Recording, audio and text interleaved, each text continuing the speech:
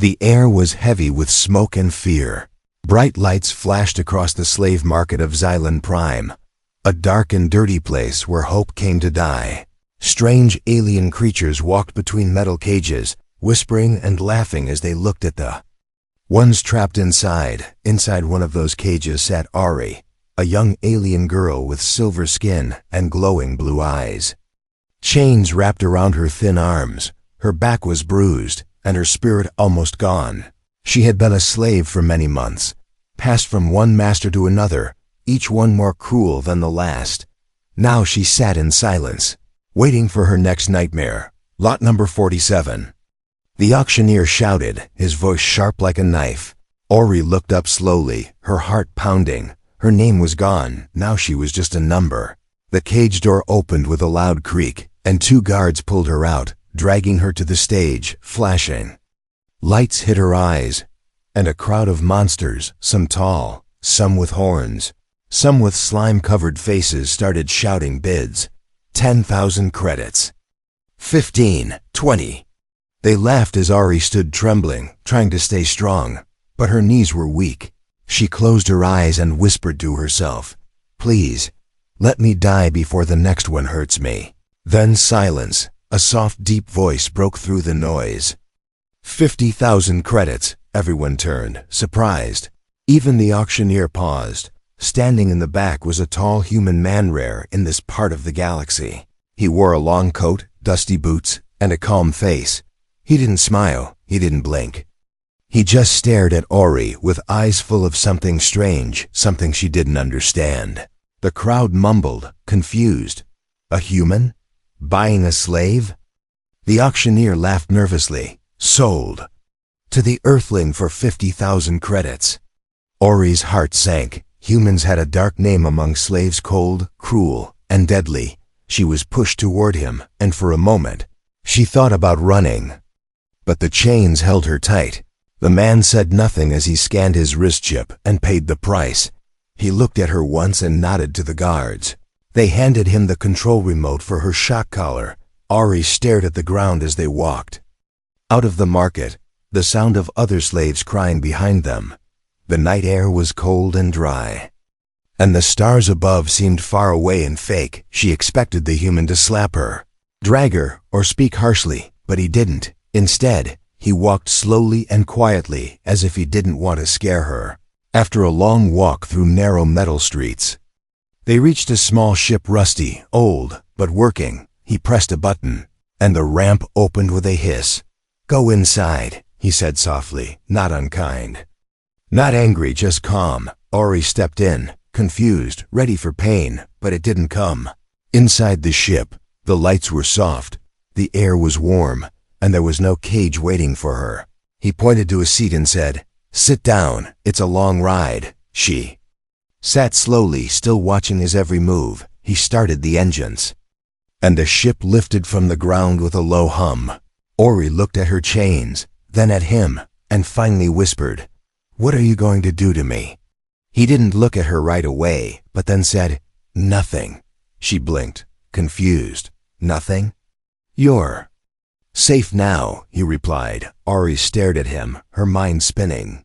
No one had ever said that to her before, not once in her life. Was this a trick? Was he playing with her mind before breaking her?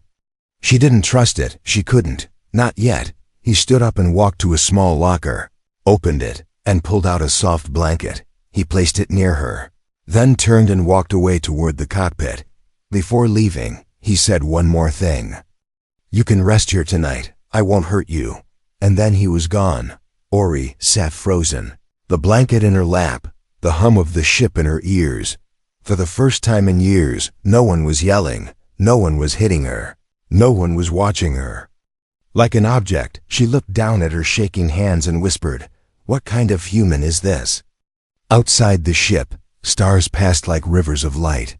Inside, a broken girl sat in silence, wondering if this strange man had truly bought her, or had somehow saved her. Asterisk. The metal door slid open with a soft hiss. Ori stepped into the transport ship, her bare feet brushing against the smooth floor. It was quiet, too quiet. She waited for shouting, orders, pain. But nothing came, only silence. She expected the man to grab her, lock her up, maybe test strange weapons on her. But instead, he walked past her, pressing buttons on the control panel. The ship rumbled to life beneath her feet. Lights flickered on across the hallway, revealing old walls filled with scratches and names she couldn't read. Ori stood still, like a statue, unsure if she was a guest or a prisoner. The man glanced over his shoulder, his voice steady. "There's food in the galley, second door left." She didn't move. He continued without looking at her. "You're not my prisoner, Ori." That shocked her. No one had spoken her name since she was taken years ago.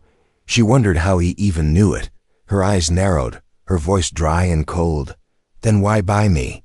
He paused for a second, then said, "Because no one else was going to." That answer made no sense. In her world, people didn't save others. They owned them, used them, broke them. She walked slowly toward the room he mentioned, afraid it might be a trap. Instead, she found a simple kitchen with a round table, warm lights, and a plate of soft bread and water. Her stomach growled, but she waited, watching for poison. After many long seconds, she took a bite, then another. Tears filled her eyes. Not because of the food, but because no one had fed her without hurting her first. In the corner of the room, a small screen showed stars flying by, moving fast as the ship entered warp speed. This was the first time she'd ever seen stars from the other side of a cage. Ori sat in silence, the bread warm in her hands, her heart colder than ever. After eating, she explored slowly. She found an old hallway filled with storage crates and doors. One door was slightly open. Inside was a room, neat but full of memories. There were photos stuck to the wall, alien children smiling, playing, even hugging the human man. Ori stepped closer, trying to understand. In one picture, Jack was holding a small reptile child with a bright laugh. In another, he stood beside a tall, wounded alien soldier with a medal pinned to his chest. What kind of human kept these things? She heard a soft beep behind her and turned, heart pounding. Jack stood in the doorway, holding a mug of something steaming. He didn't yell, didn't look angry. He simply said, "They were my crew. My family." Ori stepped back, eyes full of caution. What happened to them? He stared at the photos, his voice turning quiet. "War happened." That was all he said. Then he walked away, back in her small room. Ori couldn't sleep. The bed was soft, the lights dim, but her thoughts were loud. She kept thinking of those pictures, that man's calm voice, and his strange kindness. She wondered if it was all a trick, if maybe he enjoyed confusing her. Maybe this was his way of breaking her, make her feel safe before crushing her. Still, she didn't understand why he hadn't used the collar remote. It sat on the table in the main room, untouched, powered off. She could take it, break it, throw it into the engine fire. But something stopped her in the middle of the night. She rose and walked toward the cockpit, quiet as a shadow. Jack sat there, staring out into the stars, sipping his drink. He didn't turn, didn't move, but spoke softly. "Can't sleep?" She froze, surprised again. He added, "It takes time." Ori stepped forward, just enough to see the front screen. The galaxy stretched before them, blue, silver, and endless. "I don't understand you," she whispered. Jack finally turned to her, his eyes tired but kind. "You will." For a long time neither of them said anything. Only the soft hum of the ship filled the silence between them. Ori didn't sleep much anymore, not because she wasn't tired, but because her mind refused to rest. Each hour on the ship felt like a puzzle she couldn't solve. Why wasn't the human hurting her? Why didn't he lock her in a cage? Why did he treat her like she mattered? But the biggest question of all burned in her brain like fire. Was this real? Or just another trap? 3 days had passed since the auction. 3 quiet, confusing days. Jack, the human, spent most of his time in the cockpit or fixing broken parts of the ship. He only spoke when necessary. He never shouted, never touched her, and never used the collar remote that still sat untouched on the table. Ori watched him from the shadows, studied his movements, his silence. She saw something heavy in his eyes, like a man carrying ghosts, but kindness didn't erase fear, and Ori had learned one thing in all her years as a slave: never trust what you don't understand. That night, while Jack slept in the pilot seat, she made her move, carefully, quietly, like a ghost. She walked to the control room and pressed the manual override. The ship door hissed open, revealing the outside world, a dusty outpost planet, filled with rusted buildings and faded neon signs. She stepped out slowly, her chains gone now, but her fear still holding her like iron. The night air was dry, filled with the scent of metal and fire. She had no plan, just one goal: run and never look back. But as she turned a corner, she froze. 3 bounty hunters stood near a tavern wall, big, armored, and armed. One of them was holding a holopad. On it was her face. Wanted, runaway property. From Sector 7, female, silver skin, blue eyes. Reward, 100,000 credits. Dead or alive, Ori stepped back in horror, her breath catching in her throat. One of the hunters turned. Sensing movement, she ran fast, heart pounding like thunder in her chest. Down the alleys, through smoke and steam. She didn't know where she was going, only that she needed to find safety. And suddenly, the only face she could think of was Jack's. She burst back into the ship, slamming the door shut and locking it behind her. Her hands shook, her lungs gasped for air. Jack stood up from the pilot's seat, alarmed. "What happened?" he asked, stepping forward. She held up her hands like claws. "Don't come closer." He stopped, her voice cracked. You knew they were hunting me." He nodded slowly. "Yes." Ori's eyes widened. "Then why didn't you turn me in?" He sighed and sat down, as if tired of carrying invisible weight. "Because I'm not like them." Ori didn't speak. She just stared, shaking. "You could have sold me back," she whispered. "They were offering more than you paid." "I didn't buy you to sell you," Jack said. "I bought you to save you." The words felt strange, like they didn't belong in her world. Her voice dropped, barely a whisper. "Why?" Jack stood, walked to a nearby cabinet, and pulled out an old hollow photo. He handed it to her. It showed a small alien girl, smiling beside a younger version of Jack. "She was my daughter," he said, voice flat. "Not by blood. But she called me Dad anyway. What happened to her?" Ori asked. "She died in a raid, protecting other kids," Jack said.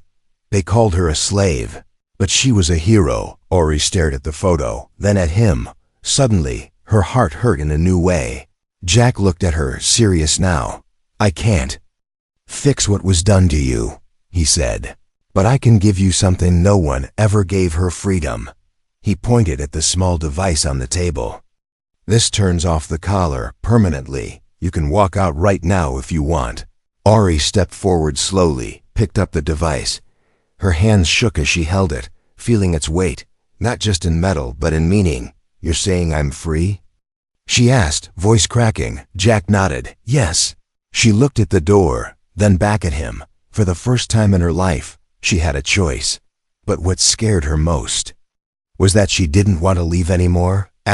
Ori had made her choice. She didn't run. She didn't press the exit door. She stayed. But even after choosing to remain on the ship, she didn't understand why. It wasn't comfort. It wasn't trust. It was something stranger, something she had never felt before. Hope. 2 days later, Jack walked into the engine room with a bag and said, "Put your boots on. We're going somewhere." Ori stared at him, confused. "Where?" He smiled faintly. "Home, or something close to it." The ship dropped out of hyperspace and hovered over a lifeless moon. Gray rocks, no plants, no buildings, just endless silence. But Jack pressed a button on his wrist, and the ground below them began to move. Stones split apart like puzzle pieces, revealing a landing pad glowing with lights. The ship lowered slowly into the secret base hidden beneath the moon's surface. Ori's eyes widened. This wasn't just a hideout. It was something much bigger. As the ramp opened, She stepped out and froze aliens, all shapes and sizes, stood around the bay. Some wore uniforms, some carried weapons, but none looked afraid. They looked like they belonged. A tall insectoid soldier nodded at Jack and said, "Welcome back, Captain." "Captain?" Ori turned to look at him. "You're their leader?" Jack shrugged. "One of them." He guided her through the base, past busy corridors, control rooms, and training halls. Everywhere she looked, she saw aliens, some young, some old. Some with scars, but none in chains. "They're all ex-slaves," Jack said quietly. "Everyone here was taken once, just like you." Ori stopped walking. "You saved all of them?" "Some," he replied. "The rest saved each other." She looked around again, but now with different eyes. She had expected this place to be a trap, a prison in disguise. Instead, it felt alive. Like a family grown from pain, Jack led her to a small room, not far from his own. Inside was a bed, a lamp, and a simple closet. "This is yours now," he said. "No locks, no orders." Ori stepped inside, touching the walls as if they might vanish. Later that night, she sat in the dining hall. A small purple alien with 3 arms slid her a bowl of food. "First time." "Here?" the alien asked, smiling. Ori nodded, unsure how to respond. The alien leaned in. "Don't worry. Everyone's scared at first, but this place grows on you." Ori stared at her food, then quietly asked, "Why do they all follow him?" The alien looked at Jack, who was sitting in the corner fixing the child's robotic arm. "Because he never gave up on us," the alien whispered. "Even when we gave up on ourselves." Later, Ori walked alone through the base. She found a locked door near the command center. She shouldn't have opened it, but something pulled her inside. She saw holograms, dozens of files, names, faces, records, each one marked rescued or deceased. Some had photos of young alien children. Others had crime records, escaped slaves, freedom fighters, rebels. But at the center of the room, on a metal stand, was a small metal cube glowing blue. Ori touched it, and a voice played. Captain Jack Weller, Earthborn, ex-military, declared. Rogue, wanted in 3 sectors for illegal rescue operations. She stepped back, shocked. Jack wasn't just a kind man, he was a criminal in the eyes of the galaxy. But for saving lives, the door opened behind her. Jack stood there silently. "I'm not hiding it," he said. "You had the right to know." Ori didn't speak. Her heart was pounding, but not from fear, from something else, respect. "You broke the law," she said. "I did," he replied. "I'd do it again." She looked at the holograms around her, all those lives, all those faces, and realized he had done more than just buy her freedom. He gave it to others too. "You could have had a normal life," she whispered. Jack walked over to the cube and turned it off. "I did once," he said, "and I lost it, so now I do this."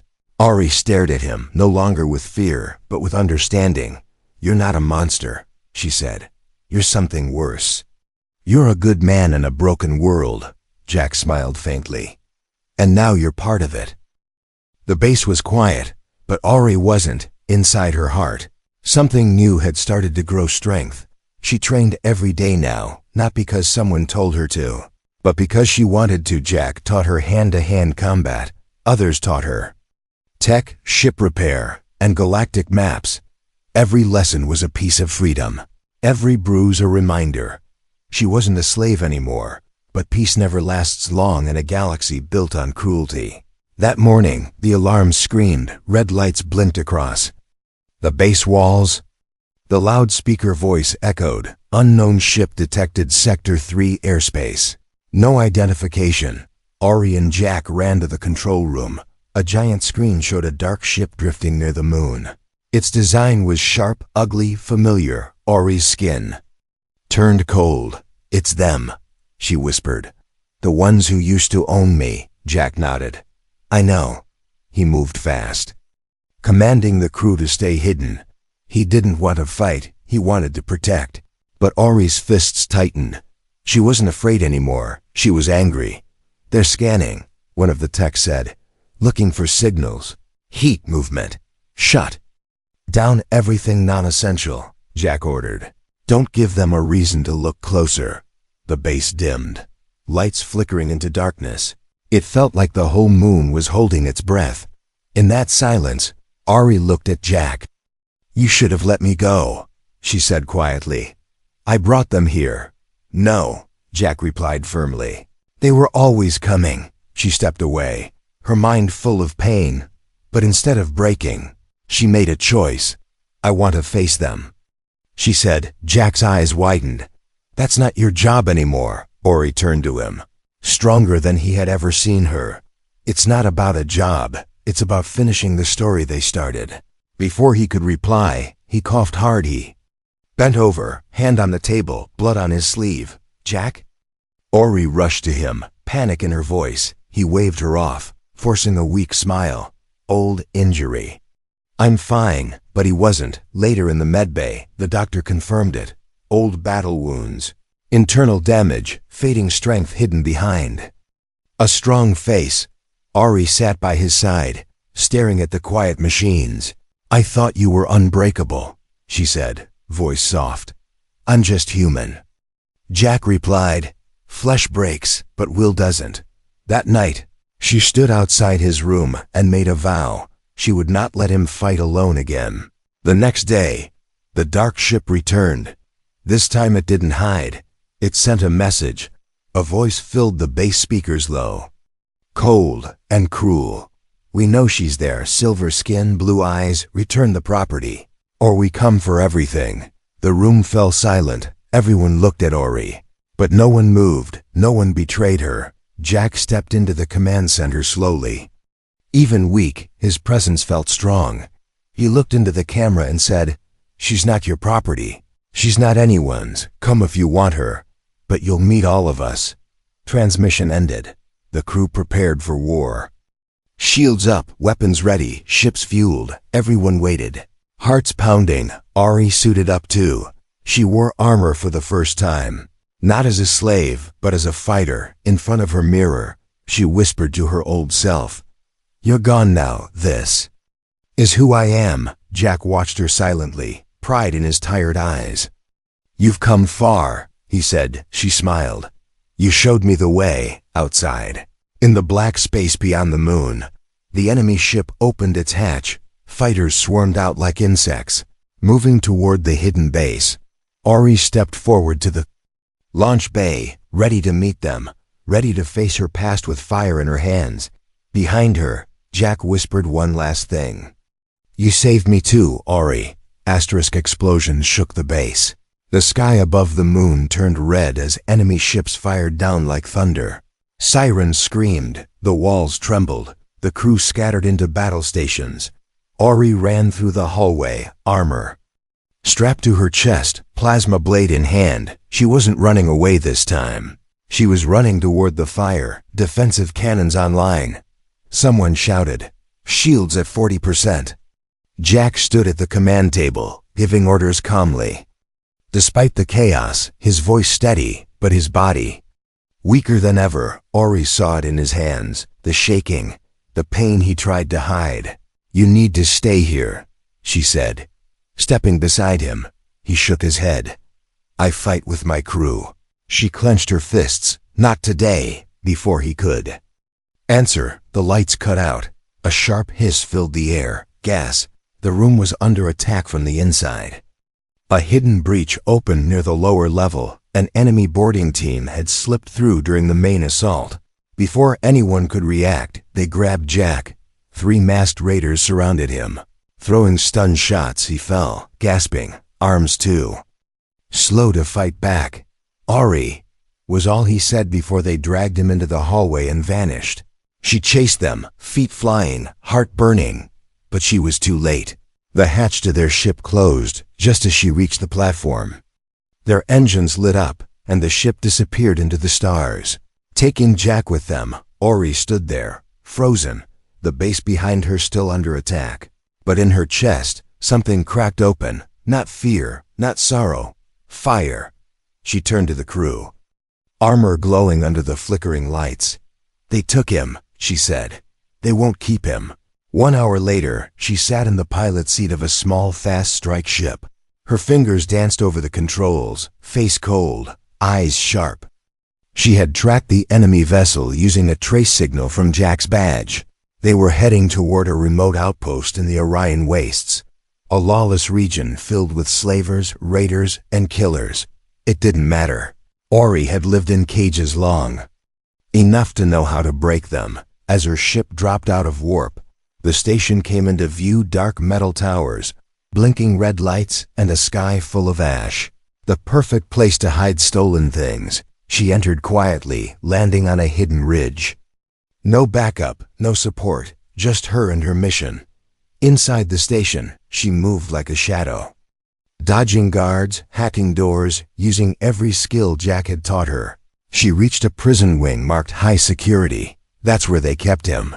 2 guards blocked the door, big, armored, armed. Ori didn't hesitate. She struck fast, flipping forward, blade slicing. They went down before either could shout. She burst through the cell door, and there he was, Jack, bruised, cuffed to a chair, bleeding but alive. He looked up, eyes full of disbelief. Ori?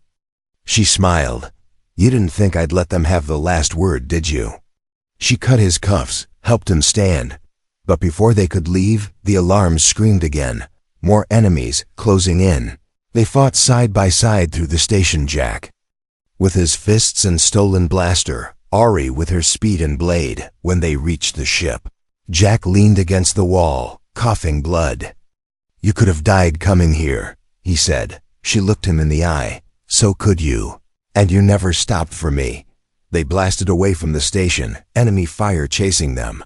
But Ori's hands were steady, her flying sharp. She dodged missiles, ducked through meteors, and jumped to hyperspace just in time. Safe, but not calm. In the silence of the cockpit, Jack rested in the co-pilot chair, breathing heavy. I thought I was the one supposed to be saving you, he said with a tired smile. You did, Ori replied, staring out into the stars. You taught me how to save myself. Jack looked at her, proud but quiet. He nodded once. You're not who you were, he said. No, she whispered. I'm someone stronger. The stars stretched out in every direction, endless, bright, and full of silence. Ori stood at the front window of the ship, watching the galaxy drift by like a dream. But this time, she didn't feel small. She didn't feel trapped. She felt ready. Jack rested in the medbay, recovering slowly. His injuries had been worse than she thought. Old wounds mixed with new ones. Time was finally catching up with him. But for the first time since she'd met him, he let someone else take the lead. And that someone was her. Back at the base, the crew welcomed them like heroes. Aliens cheered, arms raised, voices loud. But Ori didn't smile, not yet. She had returned with something more than victory. She had returned with a choice, for days. She walked the halls of the base, not as a rescued girl, not as a frightened face, but as someone new. The younger ones looked up to her. The older fighters nodded with respect. Even the commanders asked for her advice. But something inside her remained quiet. A question she had never asked. Who am I now that I'm free? One evening, she found Jack sitting under the stars, his coat wrapped tight. He looked older in the moonlight, but his eyes still held fire. He looked at her and smiled. I always knew you'd become something bigger. She sat beside him. You never told me what made you start this. He stared into the sky for a moment, then spoke. I saw too much, he said. Too much pain. Too many sold souls. And one day, I decided I'd rather be hunted for helping than safe for watching. Ori nodded. You gave everything, she said. He looked at her, serious now. And so did you. The next morning, the council called a vote. They wanted to make Ori second in command. She stood in the center of the room, surrounded by voices. But her answer surprised them all. I accept, she said. But only if we change how we work. Change what? Someone asked. No more just hiding, Ori said. No more saving one person at a time. We go out. We build safe zones. We give the broken something to believe in. Jack watched from the edge of the room, his smile wide, proud. But quiet, they agreed. The resistance would grow, not just as fighters, but as protectors. Teachers, healers, weeks passed. Ari trained new recruits. Led missions, built shelters, wherever she went. Others followed. The girl who once flinched from her name now stood tall when strangers whispered it. Ari, they said. She was once a slave, now she frees others. She visited old slave colonies. Faced her past with clear eyes. She found girls who reminded her of herself. Scared, quiet, waiting to be saved, and she told them, "No one is coming to break your chains. You'll break them yourself. And I'll be right here to show you how." One night, sitting alone, she found an old recording. It was her, months ago. Voice weak, eyes full of fear, a message left in the ship's memory banks. "I don't trust him," she had said. "I think he's pretending, but I don't know anymore. I want to believe, just once." She smiled at the screen, tears in her eyes. "You were right to doubt, but you were even braver to hope." Later, she walked into Jack's room. He was sitting by the window again. Wrapped in his coat, she handed him a pin. "Shaped like a star with a broken chain. What's this?" He asked. "The new symbol of the resistance," she replied. "Designed it myself." He held it tight. "You did it, kid." Ori looked out the window. "No," she said. "We did it." In the end, Ori was not saved by power, not by weapons, not even by freedom.